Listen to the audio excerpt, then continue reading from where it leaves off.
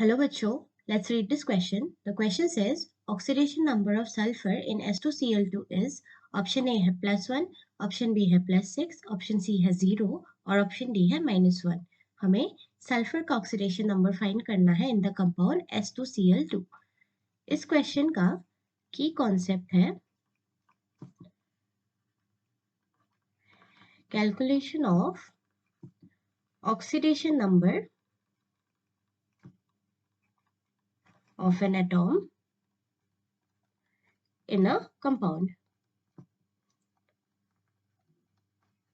Question में जो compound given है दैट इज S2Cl2 और यहाँ पर हमें सल्फर का ऑक्सीडेशन नंबर काउंट करना है.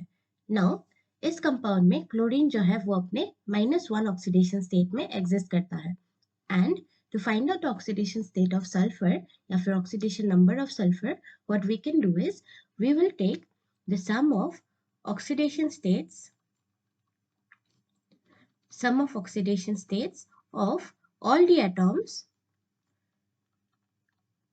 is equal to the overall charge of the compound.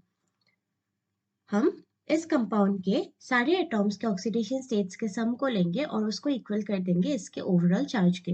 Now this is a neutral compound, so the overall charge for this compound will be 0.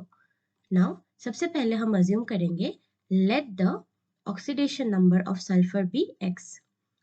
Late the oxidation number of sulphur be x. Sulphur के oxidation number को हमने x assume कर लिया and then if we count for this compound, at first we will take the sum of oxidation states of all the atoms of this compound, that will be 2 into x. x हमने sulphur के लिए assume करा था, so 2 into x will be for sulfur plus 2 into -1 for chlorine. और ये sum equal होगा 0 के क्योंकि इस कंपाउंड का ओवरऑल चार्ज है 0.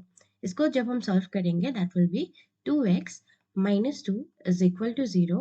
That will give us 2x is equal to plus 2, from which we can find out x to be +1.